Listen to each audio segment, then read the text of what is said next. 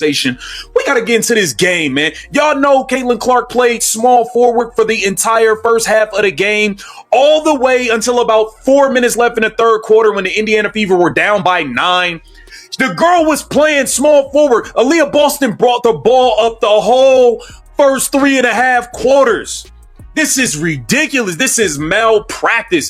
Stephanie White should be fired immediately. Fired is This is the most catastrophic, heartbreaking, and entirely infuriating moment in the history of professional women's basketball.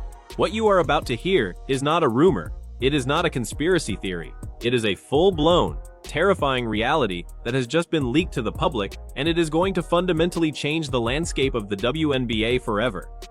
The Indiana Fever franchise is officially burning to the ground, and it is entirely an inside job.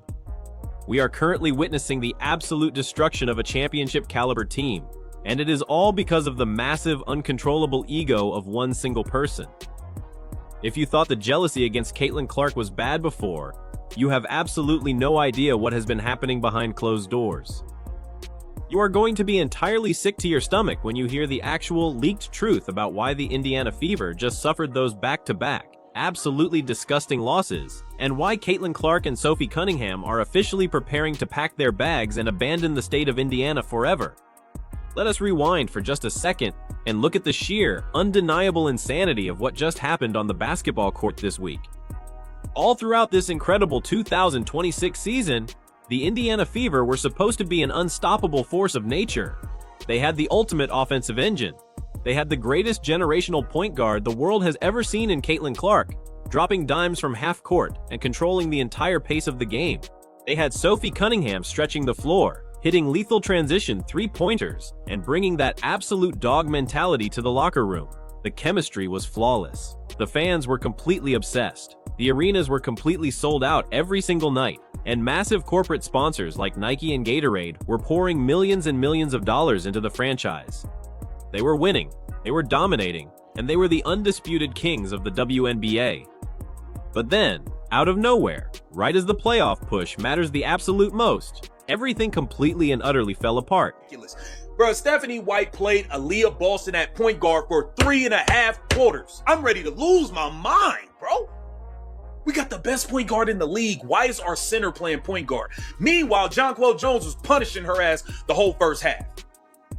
This is crazy, man. This is crazy, bro. Like, Kelsey Mitchell kept her streak going. That's all that matters around here, right?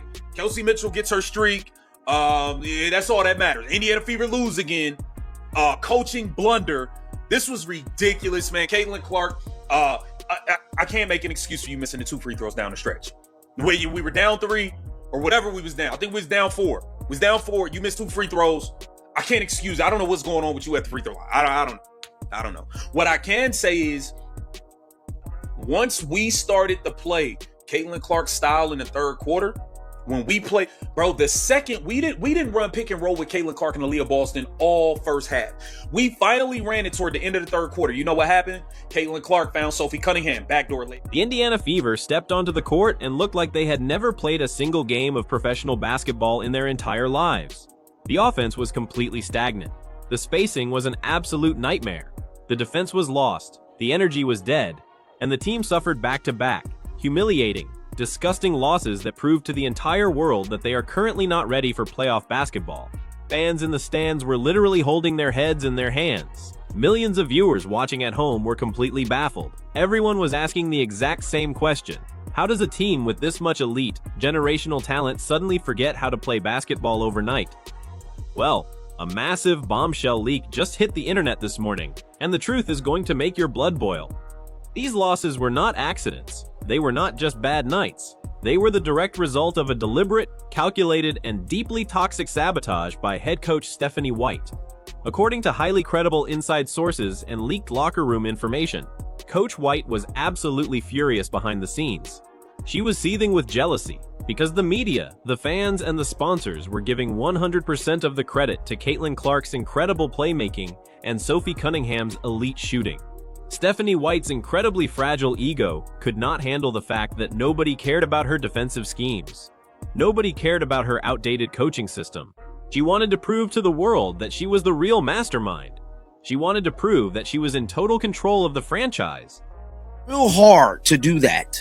So we're going to do it, but I'm not the only one that's frustrated. I have a list of tweets here, and I don't even want to talk about this damn game. I have a list of tweets to read, and we're going to read these tweets one by one. Shout out to Jason. Jason said this rotation pattern is coaching malpractice. Caitlin Clark hits 2 straight buckets, finally gets into rhythm, and you immediately sub her out because apparently the rotation clock is more important than reading the damn game. Every single game, same predetermined substitution.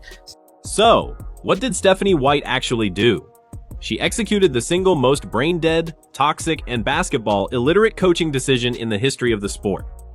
In a move of pure, unadulterated sabotage, Stephanie White completely took the basketball out of the hands of the greatest point guard on the planet. She moved Caitlin Clark to the small forward position. You heard that correctly. She took the ultimate floor general, the player who completely dictates the pace and the flow of the entire game, and she shoved her into the corner as a spot-up shooter.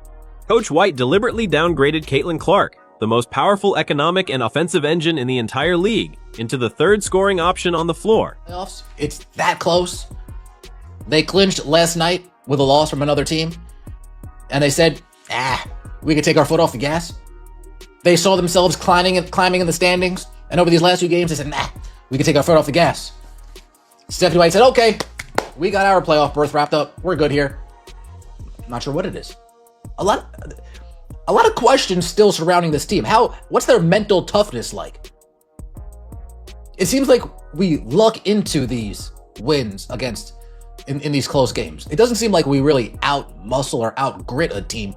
You just kind of, it either falls into our lap or Caitlin Clark hits a game-winning 3 against the Washington Wizards.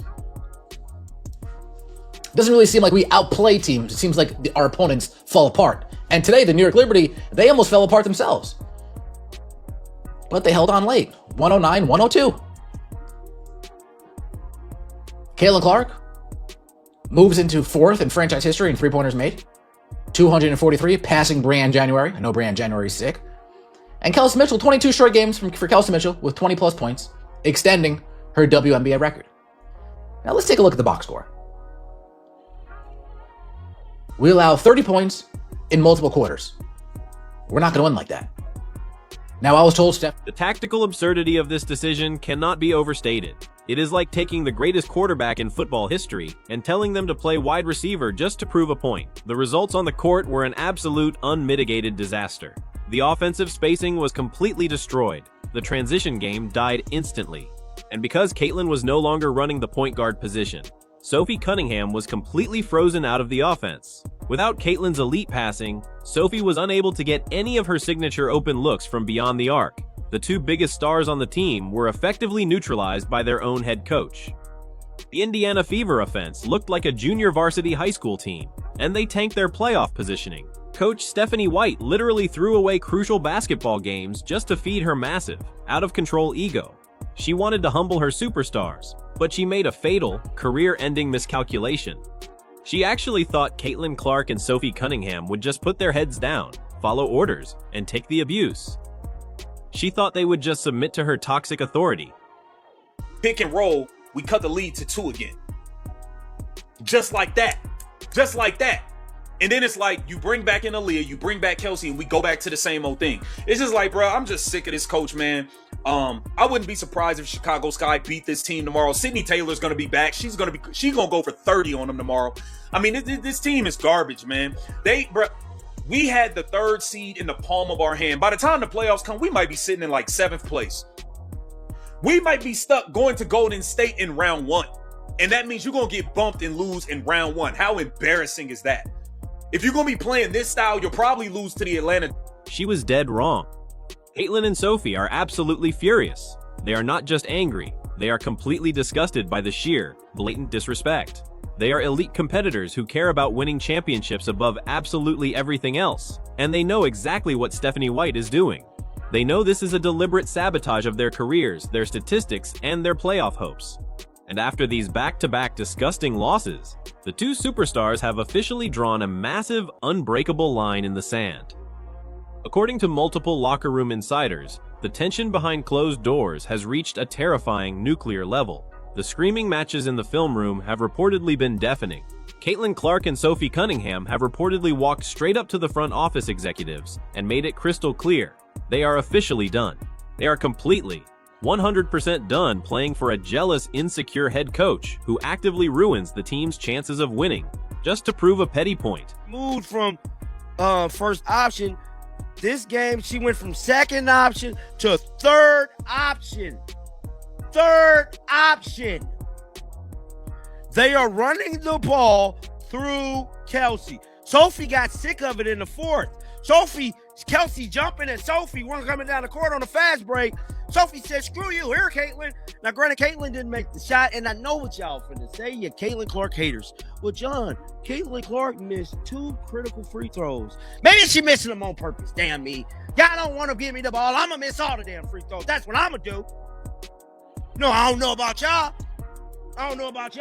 I'm mad. I'm good regardless. Caitlin is good with or without the Indiana Fever. So I don't want to give a damn. I don't want to hear nothing about her missing them 2 damn free throws. Let's finish reading the tweets. Sick of this, man. Sick of this. Time and time again, we got to go through this. Ryan loves ball stated. Stephanie White is just anxious. It's just an atrocious coach. She has the best show on the planet, starting at point guard. And yet, we have to watch this boring motion offense trip. Caitlin basically has to force her looks since the set offense is to take the ball out of her hands. I didn't even want to speak about forcing shots. She forced shots against Dallas. She forced them again tonight. Caitlin Clark is a rhythmic player. She has to get in rhythm to play, to shoot well. And we ain't going to go over Caitlin points yet. I don't even know. I don't even remember how many damn points she got. I'm just so Sources indicate that both superstars are now quietly, but aggressively preparing to demand a massive trade.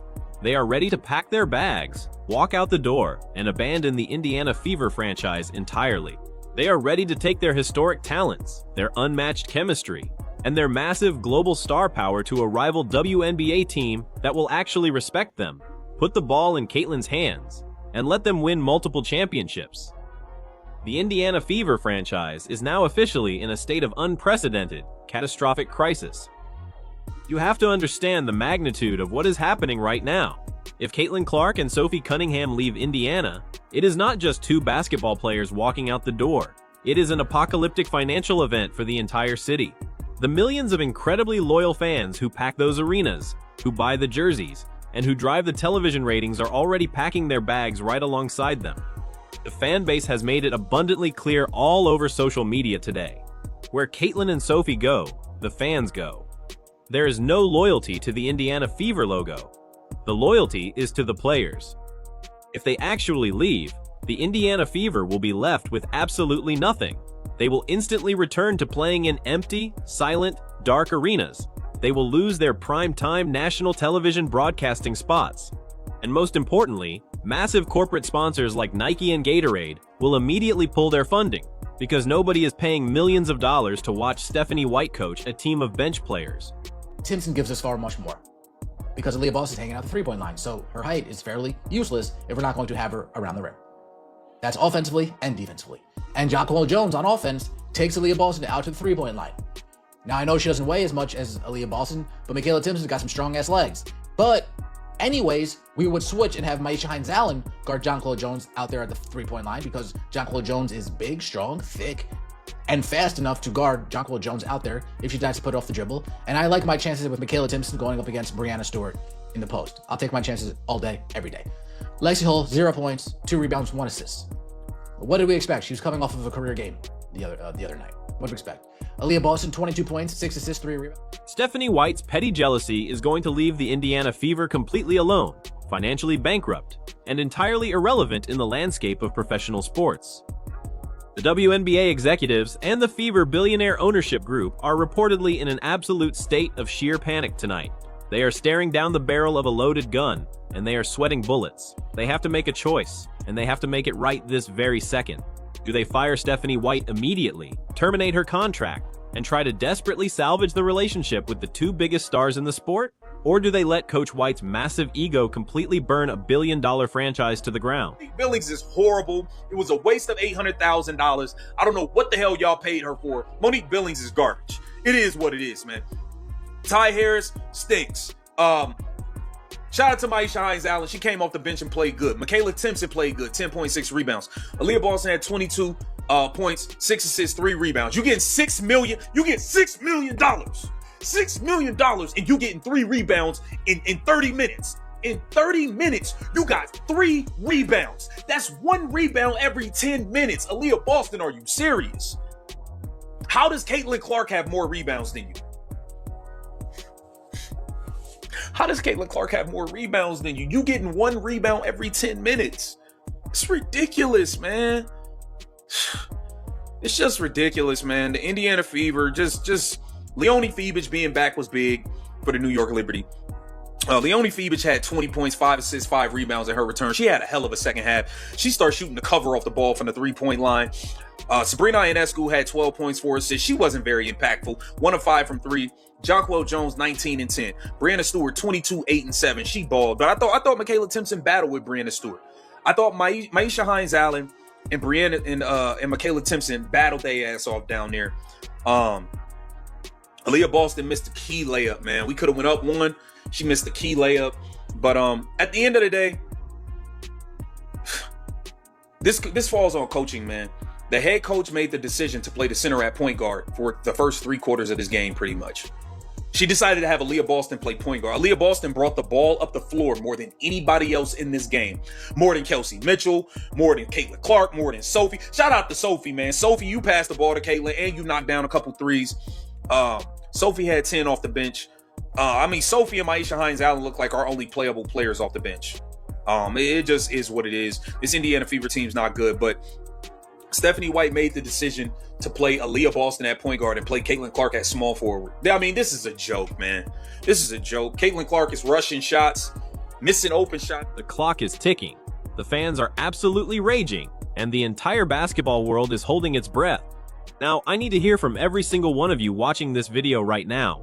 I want you to go absolutely crazy in the comment section down below. How incredibly disgusted are you that Coach Stephanie White actually moved Caitlin Clark to the small forward position and deliberately made her the 3rd option on offense?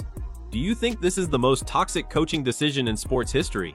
And more importantly, do you want to see Caitlin Clark and Sophie Cunningham completely quit the Fever and go dominate on another WNBA team, leaving Stephanie White alone with an empty arena and absolutely nothing? Let your voices be heard loud and clear down below, because I promise you, the ownership group and the front office executives are panicking and reading every single comment right now. They are terrified of what the fans are going to do next.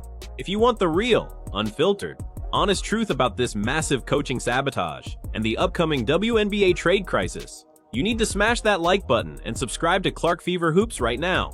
Turn on those bell notifications so you never miss a single update, because the very second this trade drama explodes or a firing is officially announced, we are going to be the first ones on the internet breaking it all down for you. Thank you so much for holding the line, keep supporting the real stars of this league, and I will see you in the next one.